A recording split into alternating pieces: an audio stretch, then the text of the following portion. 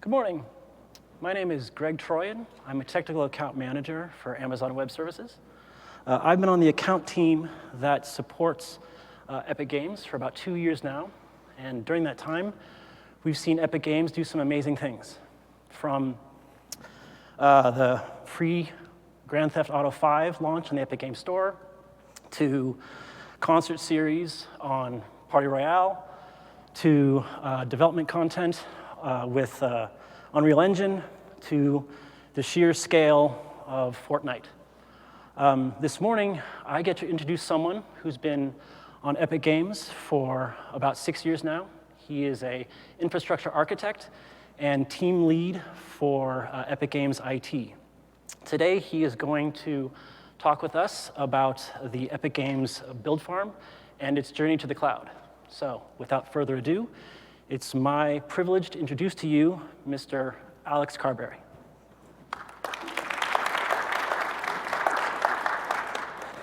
Thanks, Greg. As I was preparing for this presentation, I really wanted to kick things off with a quote from a reputable source that would help to get us all on the same page. And unfortunately, I wasn't able to find a quote that worked specifically for what I was hoping for. But I created a quote from me.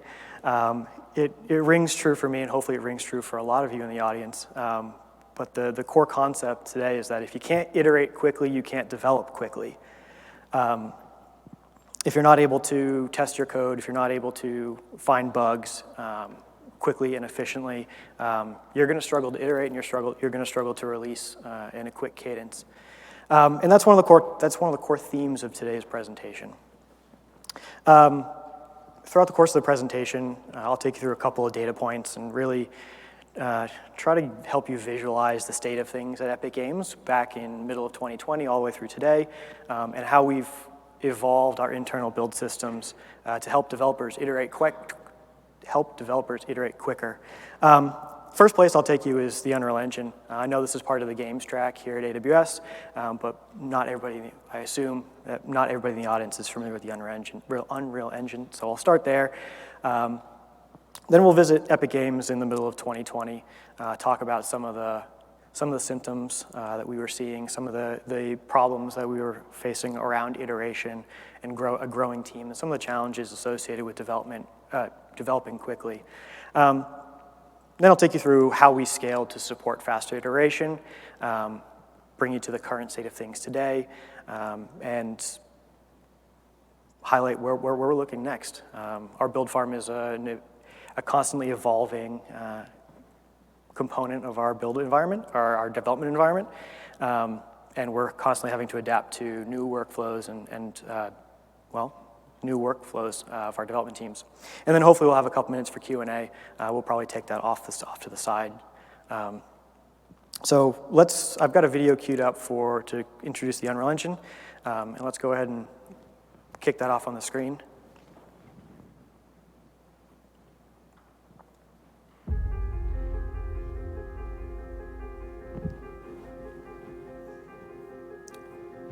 So I'm going to narrate over the video a little bit while it runs, but the Unreal Engine is the world's most advanced real-time 3D creation tool. It's a complete suite of development tools for anyone working with real-time technology. It gives creators across the industry the freedom and control to deliver cutting-edge entertainment, compelling visualizations, and immersive virtual worlds. Animation, simulation, integrated media, content creation, world building, gameplay, interactive authoring, rendering, lighting, virtual production, and more on really any platform you can think of. The video that's up on the screen right now is a snippet of a preview of Unreal Engine 5, and it demonstrates a couple of the cutting edge features that we're implementing.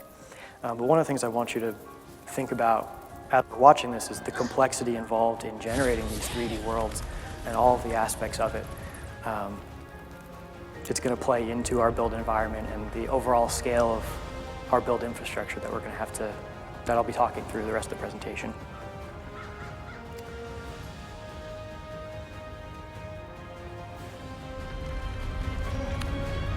So while the engine does support lots of work avoidance type functionality to allow content creators to iterate quickly and make changes on the fly. When you're actually developing the engine and you're developing games on the engine that's being actively developed, we have to constantly be testing all of the functionality and ensuring a consistent set of inputs results in expected outputs. And the process of generating 3D worlds from scratch can be computationally expensive. And so we can't always use the work avoidance mechanisms that are built into the engine. Sometimes we do have to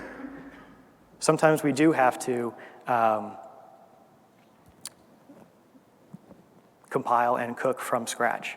A couple of relevant terms that are going to come up throughout the presentation. These are, we're going to have metrics associated with this as we go on, so I want to get them out of the way. Compiling is typical compiling, right? Typical process of compiling a binary from source. Within our world, we compile the Unreal Engine editor. We also compile game clients across multiple platforms. Cooking is an engine process.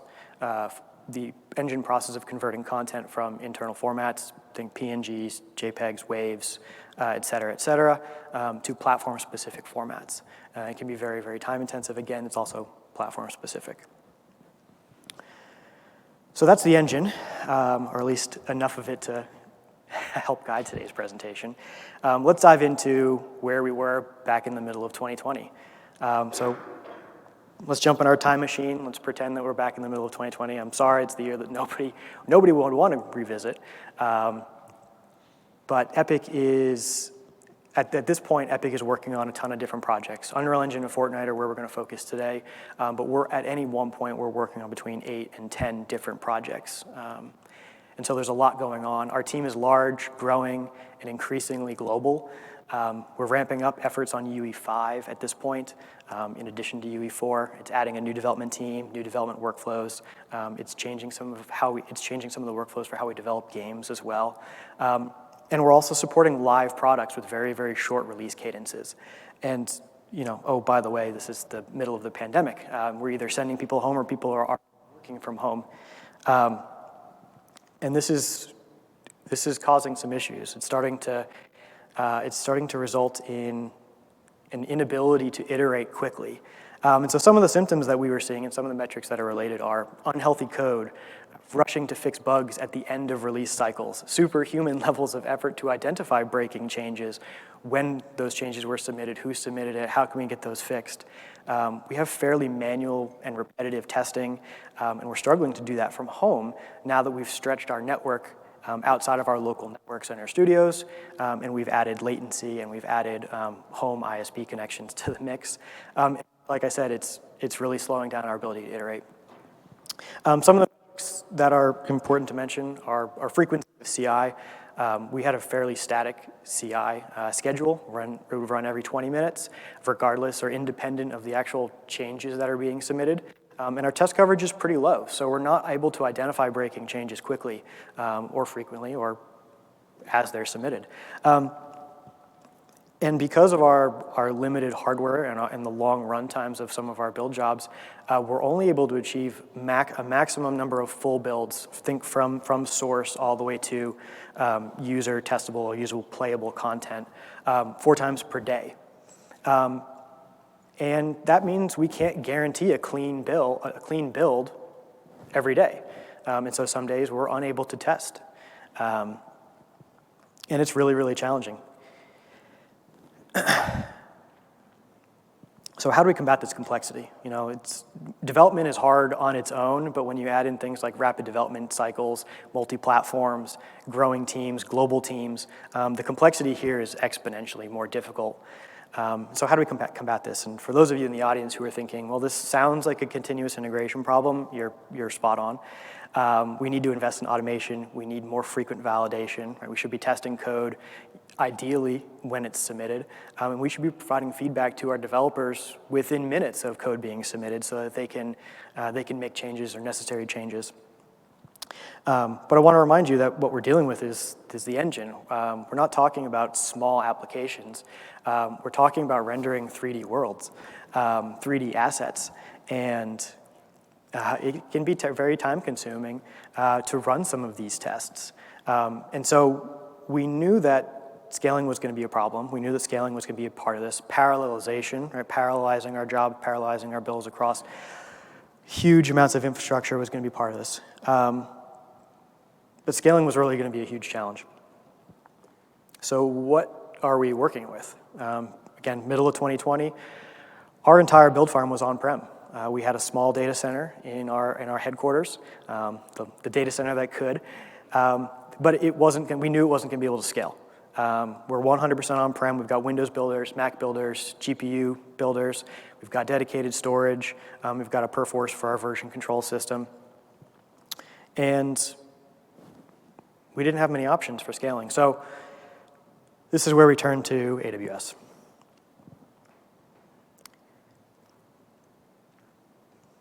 Again, just reiterating the business requirements, we needed to support increased automation and test coverage, more frequent iteration, faster feedback.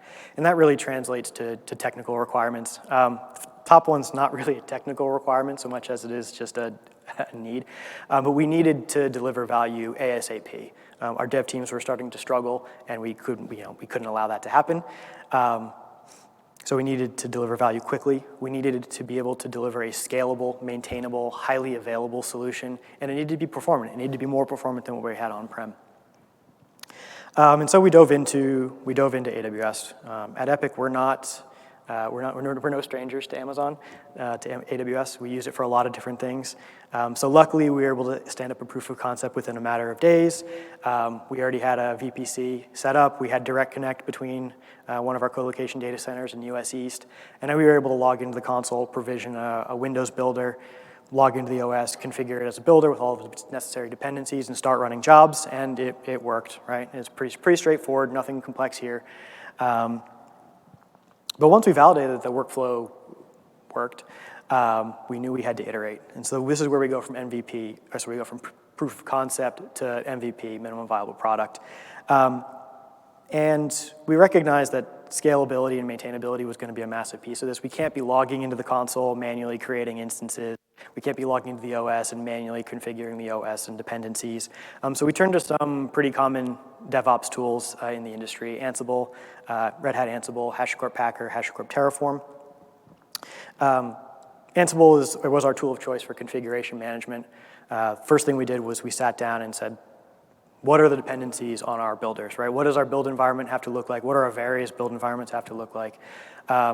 Let's define that. Let's codify that using Ansible playbooks. Once we had that, we knew we could deploy a standardized config across a large fleet of instances. But it was time consuming, right? Some of the packages take hours to install, and we can't wait that long for builders to come up. It really limits our ability to scale. So we turned to Packer for image creation. We were able to use Packer to call our Ansible playbooks to create immutable images for our various builders, and guarantee that we're able to spin up infrastructure a little bit quicker. Generally, we were able to bake in about 80% of our config into images. And then the final 20% we'd have to figure on a first boot. And that's where Terraform came into play. In addition to deploying instances, we were actually able to codify our entire infrastructure and really adopt a true infrastructure as code configuration, where we were able to define the VPC subnets across multiple availability zones, route tables, network ACLs, auto-scaling groups, instances, instance types, basically define the entire build environment using Terraform, and then leverage user data scripts to finish image configuration on first boot. And that got us a relatively scalable approach. We were able to go from no instances and no dedicated network to really having everything deployed relatively quickly. But we weren't done there. We might have solved scalable and maintainable, but we hadn't really targeted anything around performance yet. And so this is where we started to look at some of our individual dependencies. If you remember the architecture diagram I showed previously, everything was on-prem. And we recognized that if our builders are now in AWS, but all of our data is on-prem, we were very quickly going to create bottlenecks on our network. So storage and caching was one of the first things that we looked at. We have two primary use cases for storage and caching. First is DDC. For those of you who aren't familiar with the Unreal Engine, DDC stands for Derived Data Cache. It's a work avoidance mechanism, essentially. As the engine is running cooks, it will generate intermediary assets, things like shaders, textures, that can be reused across cooks. And it will store it in the DDC, and then the next time you run a cook, it will check to see, is this thing already in the DDC? Can I just copy it down rather than regenerate it? And then the other use case we have is temp storage, which is a traditional NAS use case. And FSX for Windows was a logical choice for us. We were using essentially SMB file shares for these use cases on-prem, so FSX for Windows, again, logical choice. But we were concerned about DDC because its read and write patterns are slightly different than a normal NAS. Actually, they're quite different. But FSX for Windows was really, really performant for us. On the top of this chart, you can see we have our temp storage, our traditional NAS. And on the bottom, you can see DDC. In a traditional file share, you're going to see lots of reads and writes and minimal metadata. DDC is kind of the opposite, where 80% of operations are metadata-based. And it's very, very IOPS intensive as the engine is constantly querying the file share for, does this file exist? Do you have it? You know, all of the metadata around that. And we were really able to push FSX to its limits. This chart actually doesn't quite do it justice. You can see it's peaking around 60,000 IOPS per second. But as you zoom in, you can see that we were able to push 90,000, even 100,000 IOPS bursting. You can also see our metadata operations. That's 18 billion. That's not a typo. We ran 18 billion metadata operations over a 10-day period, so you can see we're really abusing this storage, but it worked great for us. So once we had our storage and caching solution in AWS, right, we moved all this to FSX for Windows. We turned to other data sources, version control being a big one. Perforce for us, version control was on-prem. We needed to adopt build edges in the cloud. EC2 and EBS allowed us to do that relatively quickly. We were able to deploy one edge server and then quickly scale up to 2 to 6 to support the full scale of builders, the full scope of builders. On the distributed compile side, again, for those of you who may not be familiar with the games industry or the Unreal Engine, IncrediBuild is kind of the tool of choice for distributed compiling. Compiles tend to scale better over a large number of CPU cores, and when you're limited to just the physical cores you have, that can be a limiting factor. But IncrediBuild allows you to schedule that local workloads on remote cores as well. In our original architecture, we did have IncrediBuild on-prem, but we didn't want to be transmitting initiator and helper data over our network connection from AWS to on-prem, so we deployed IncrediBuild in AWS. At this point, we've deployed static dedicated helpers, roughly 2,500 cores, and that helped improve compile speeds and performance. And then finally, we recognized that we weren't going to be able to move all of our workloads to AWS right away, so we were going to have to support a hybrid cloud environment for the foreseeable future. So we upped our direct connect from 10 gigabit to 40 gigabit. And this is what the architecture looks like at this point. You can see AWS, we've included drastically more resources, drastically more compute, drastically more storage in AWS. And we've been able to scale up our resources by essentially a factor of 10. At peak on-prem, we had about 270 builders, 200 Windows, 3,200 cores. But by bursting into AWS, we were able to deploy an additional 550 to 650 builders.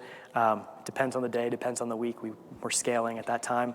But that's essentially another 25,000 cores that allows us to run more jobs, run more tests, and iterate quicker. So how did this architecture translate to the business requirements?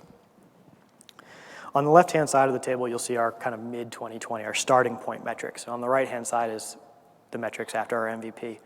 You can see our CI frequency went from 20 minutes to we actually could support every single change list if we wanted to. Some of our development teams are opting into it. Some of them are opting out of it based on their preference. But our test coverage went up drastically. We're able to catch a lot more bugs, a lot more issues early as part of our CI process. And our maximum number of full builds daily went from a maximum of 4 to 8 plus. We were able to, we still run 4 scheduled, but if 4 fail, we can add a 5th, we can add a 6th, we can add a 7th until we finally get a healthy build. And that was really the minimum criteria. We needed to guarantee that we had at least 1 healthy full build per day. And now I'm cherry picking a little bit. I mentioned at the start of this that we're working on lots of different projects. This is specific to one project. Over the course of our build farm, we're running significantly more than 8 full builds per day and getting way more than 1 healthy build. But with regards to just Fortnite releases, release branches, that's the metric that we cared about at the time. Total jobs went from tens to hundreds, low hundreds, to 1,800 jobs per day. And total number of individual steps that are part of those jobs went from hundreds to low thousands to 30,000 individual job steps per day. So you can see we're iterating much more frequently. We're testing a lot more. And then performance-wise, compile times and cook times, we were able to see tangible benefits. Compile times, the one we care about here is specifically editor compiles. We were able to reduce editor compiles by 10% or 3 minutes. 3 minutes doesn't sound like a lot, but when you're running that dozens or hundreds of times per day, 3 minutes is pretty meaningful. And on the cook side, specifically Fortnite Windows cooks, we were able to reduce those by 50 minutes, which equated to about 20% time reduction, which is what helped us iterate on the maximum number of full builds per day. So we got some pretty meaningful value there, but we're not done. So let's revisit the requirements, the technical requirements. We can knock ASAP off the list. We've delivered some value with our MVP. Our solution is somewhat scalable, somewhat maintainable. We're using light touch automation, but there's still a human element to it. Our solution is highly available, right? We're in AWS, we're spread across multiple availability zones. Our builder pools are spread across multiple availability zones, so there's really no single point of failure. And it's performant. We were able to deliver faster compile times, faster cook times. But at this point, we recognize it's time to add another requirement to the list, and that's being financially responsible. One of the downsides of delivering something quickly was we adopted a lift and shift approach, right? It allowed us to deliver value to our developers very, very quickly, but we migrated existing workloads as they were, always on, static, not cloud compatible, and expensive. And so we knew we would have to modify the workloads that we lift and shift into AWS to make them more friendly. And the first thing we looked at there was maximizing utilization. When we sat down, we really wanted to target fully dynamic infrastructure, ephemeral builders, containerized builders would be great. Unfortunately, we couldn't do that. We have a data mobility problem. One thing to know about our build environment is that the projects that we're working with are very, very large. Unreal Engine and Fortnite, the source code, it's pretty massive, right? So if we go to a fully dynamic infrastructure where we're spinning up instances for every single build job or for every new build job that's requested, we have to sync that data from somewhere. And syncing it from Perforce could take 3.5, 4 hours, depending on the project, depending on how the project is evolving over time. And so we recognized that truly dynamic infrastructure was still a little bit out of reach. And so we opted for power on, power off scaling. We're our continuous integration coordinator. We'll power on instances as they're needed and then power them off when they're not. And that allowed us to drastically reduce costs and maximize our utilization of our builder pools. But we also ran into the issue of cache warming, right? If we power off instances for long periods of time, we're back at having this data mobility problem. If your cache is out of date, you still have to spend a long amount of time syncing that data to get back to a place where you can run a job again. And so we had to figure out how do we keep caches warm, and that's where we turned to AWS Lambda. We were able to kick off we were able to scheduled Lambda jobs that would power instances on, sync their cache, get them back to a warm or a hot state, and then power them back off again. And so that helped our builder pools. But I mentioned IncrediBuild, which is a slightly different class of builder. At the time, with our MVP, we deployed static infrastructure. And luckily, as we were working through this, IncrediBuild was working on this problem as well. So they actually have a feature within their product called Cloud Cores that supports dynamic provisioning across multiple availability zones, multiple instance types, and spot instance with on-demand fallback.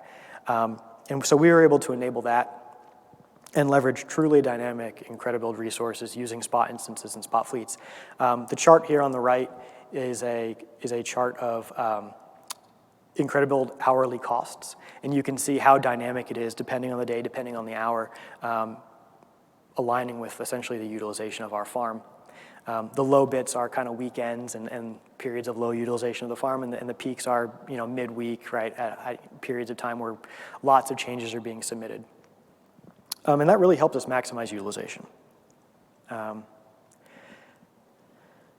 But utilization wasn't the only thing we wanted to take a look at. We wanted to take a look at functionality as well, kind of adding to the performance aspect of this. When we were on-prem, we were limited by the space that we had available to us, so we could only run Windows and Mac. But the fact of the matter is, with the engine and Fortnite being so cross-platform, we really want to be able to test our code across all the various hardware platforms that are available. And AWS gave us access to do that. We were able to deploy builders from multiple classes of CPU architectures, Intel, AMD. We were able to deploy GPU instances across NVIDIA and AMD. We were able to deploy Linux-based operating systems. And that allowed us to, again, increase the amount of testing that we do and validate performance and functionality across all of the platforms.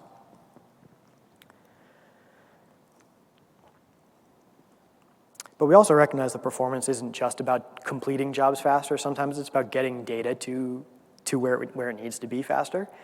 And as the Epic team grew and became more global, and our QA teams especially became more globally distributed, we recognized we were starting to struggle to deliver testable builds around the world. Some of our QA teams in Eastern Europe or Asia were spending upwards of 2 hours syncing their data, right? The build a Fortnite is available, it's completed.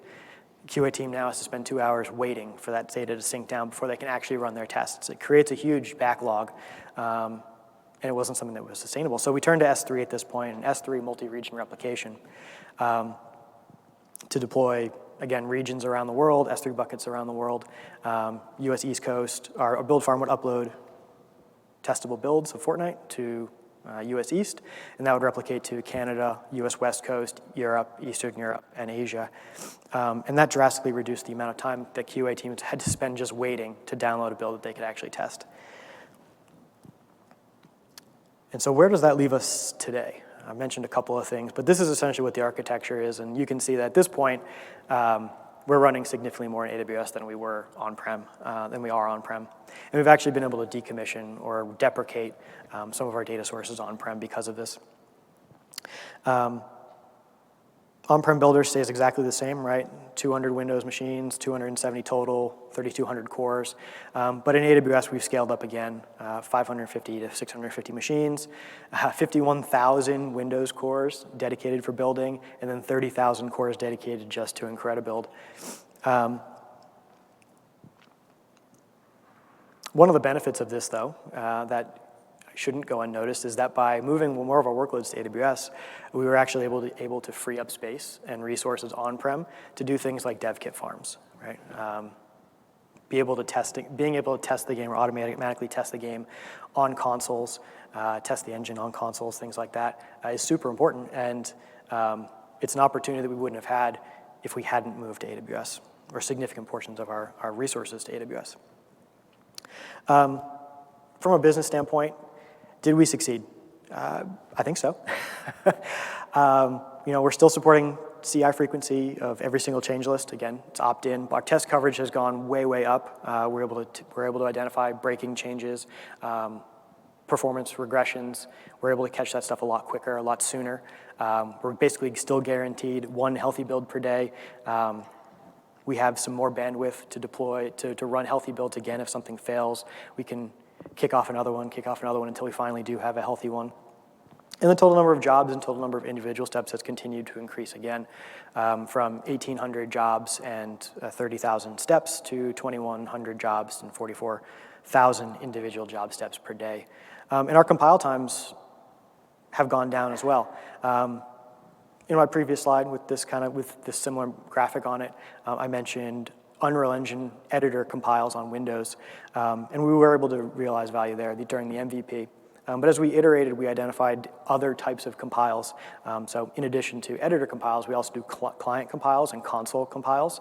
And we recognized that some of the AWS instance types that we now had available to us resulted in significantly better performance. And so for client compiles, we were able to reduce those times by 135 minutes, or 75%, which again helps us iterate quicker. Cook times we're still working on, but we've achieved a net benefit based on where we started, so that's a win. And then QA sync times, right? The QA team is able to pull down builds a lot faster and run tests faster. So what's next? We've been able to deliver value, obviously. Things are working. The dev teams are relatively happy.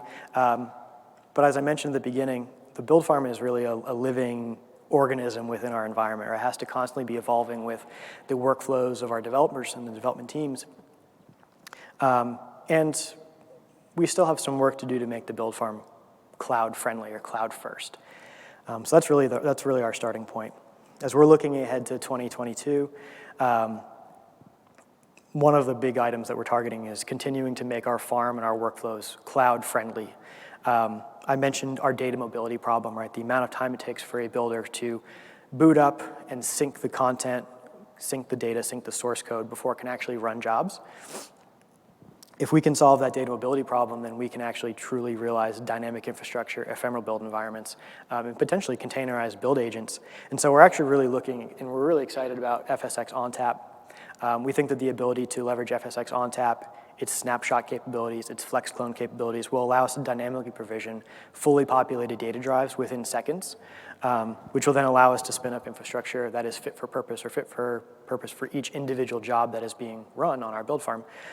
We also expect that it'll help us reduce duplicate data.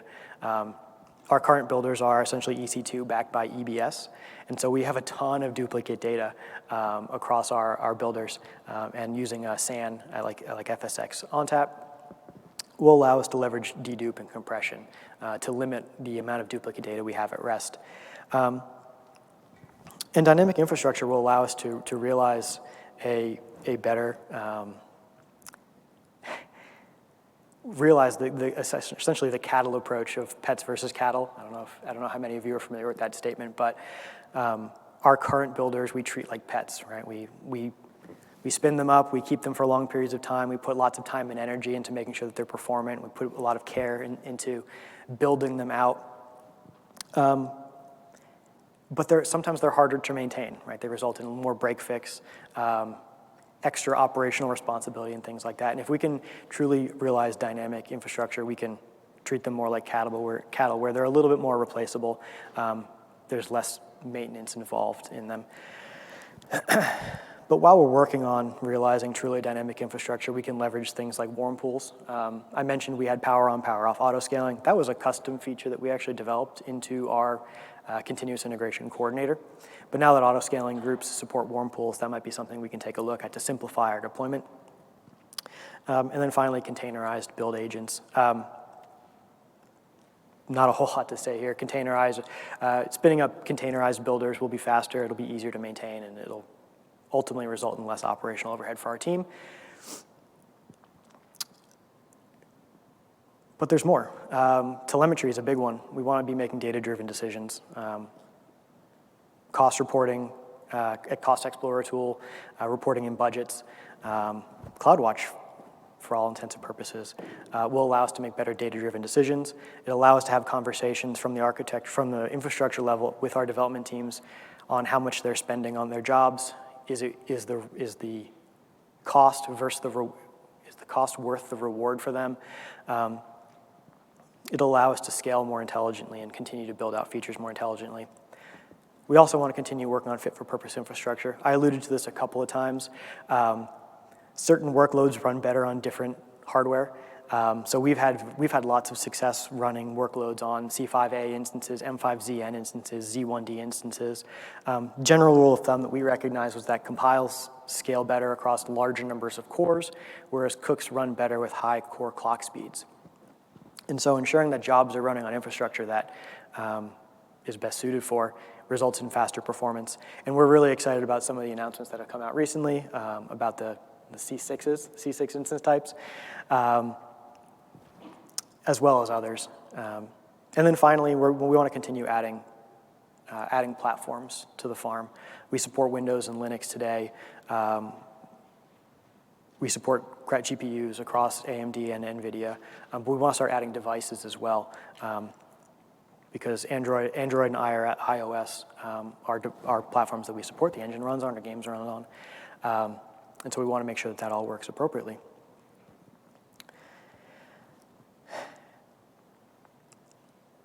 And I've gone through a lot today.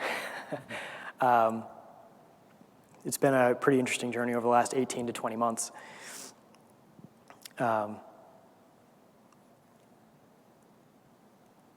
So hopefully you found today's talk as interesting as I've had the experience that I've had. But now we've got a little bit of extra time for Q&A. I think we're going to take our Q&A offline, if you will. Greg and I will be around for questions. But thank you for your time, and I hope you guys enjoy the rest of the conference.